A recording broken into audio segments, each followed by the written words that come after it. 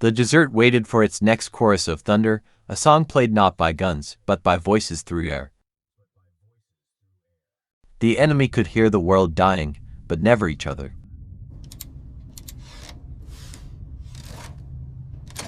In one language, chaos, in another, command. To the Germans, it looked like telepathy. To the Americans, it was technology. He saw movement without signals, coordination without shouts, the birth of confusion. In that rotation lived the unseen revolution of the battlefield. Sound was their weakness, silence their punishment.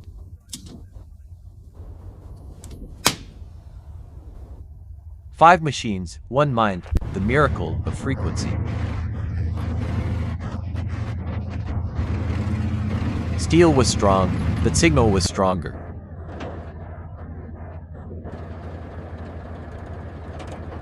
Clarity replaced courage as the new advantage of war.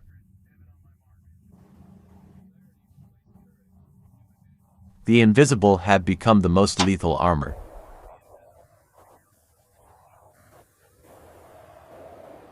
While soldiers bled, scientists prayed their circuits would hold.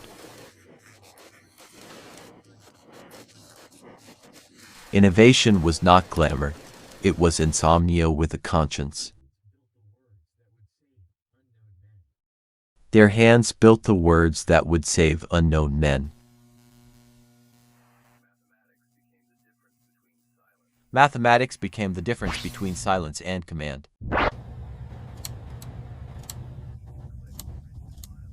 Each click bridged miles of confusion.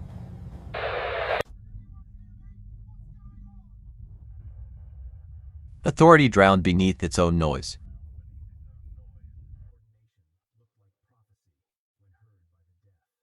Coordination looked like prophecy when heard by the deaf.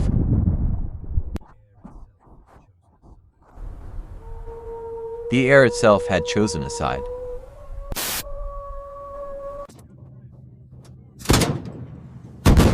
They survived not by armor, but by voice.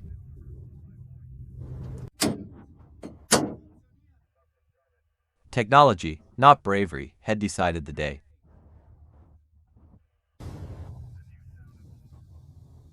The new sound of hope was electrical.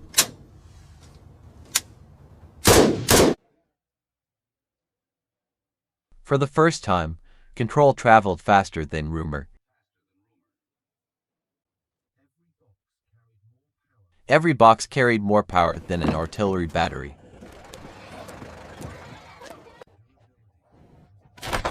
Durability was the religion of those who built for war.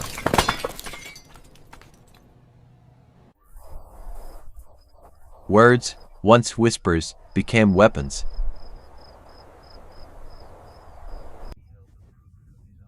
He held the proof of his army's silence.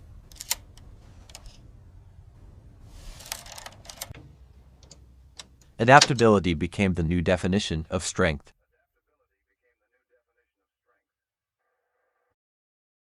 A single invention carried 1,000 lives inside its frequency. Even chaos learned discipline through the radio's calm voice. Visual orders were no match for invisible precision. The language of the future had no accent, only clarity. Alliance was now measured in megahertz.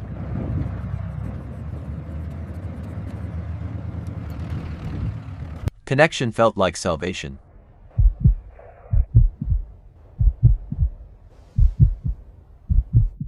He could not imagine that faith now spoke through circuits.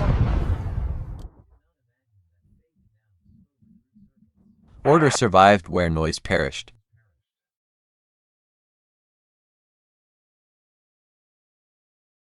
The war of frequencies had been won in silence.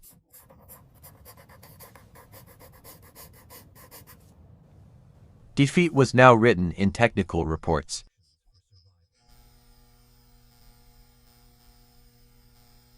Light itself carried instructions for survival.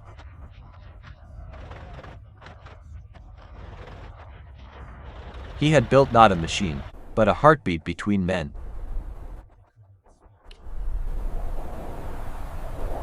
The invisible thread of voice connected destruction to deliverance.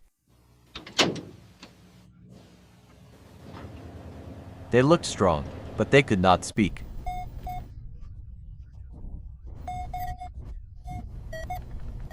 Frequency, the new language of victory.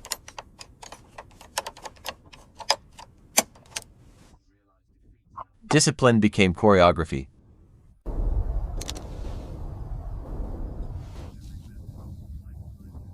War was no longer just fought, it was tuned.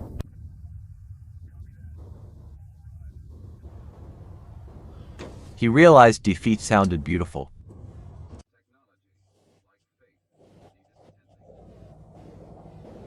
Every message was a lifeline through the dark.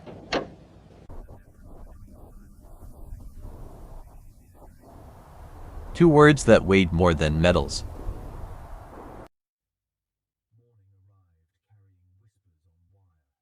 Technology, like faith, needed tending.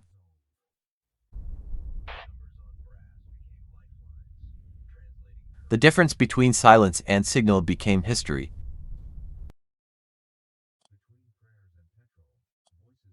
Morning arrived carrying whispers on wire, instructions braided with breath and resolve. Numbers on brass became lifelines, translating courage into coordinated direction. Between prayers and petrol, voices stitched safe passage through uncertain streets. When sound failed their ranks, certainty shattered like glass under boots.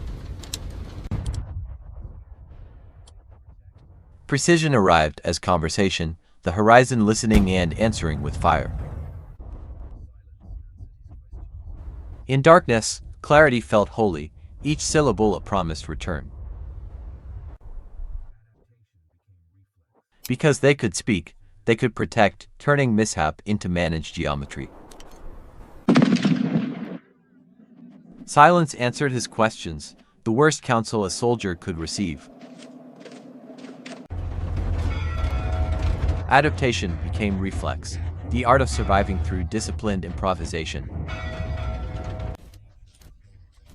Order moved at the speed of breath, not the stumble of messengers. Even bells could not drown instructions built to cut through chaos. Nature clawed at their signal, and lost to engineered patience. Identity traveled as code, yet felt more intimate than names. Color could not outrun velocity when the air itself carried orders.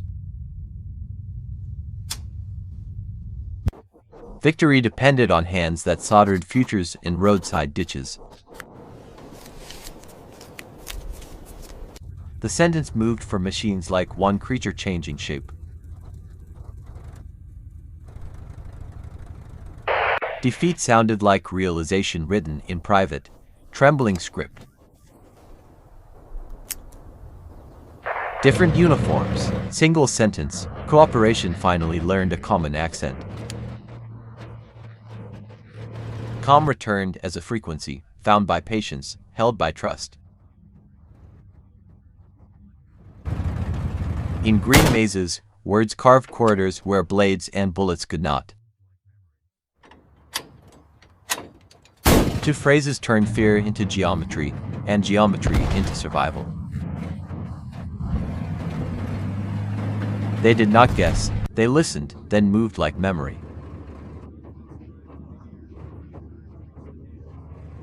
Voice led violence with discipline, making chaos briefly obey. Confidence arrived through the ear before courage reached the hands. Gratitude traveled the net, unrecorded, heavier than any metal. Some voices stayed behind, still tuned to channels we cannot reach. Winter learned their frequencies and still failed to freeze them silent.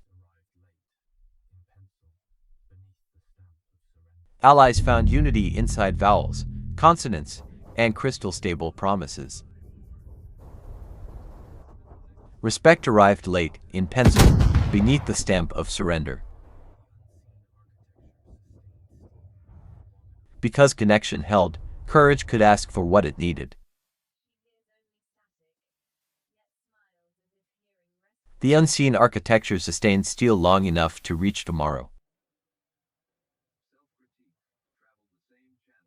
She hears only static, yet smiles as if hearing rescue itself. Self-critique traveled the same channels as orders, honest and unsparing. Every slip of paper carried the weight of beating hearts.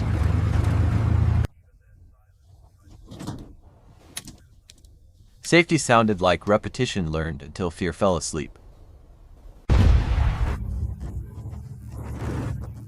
Even their silence tried to speak, and could not form words. Wings and tracks conversed, bridging altitude with trust and timing. When the trees hid enemies, sound kept faith with movement.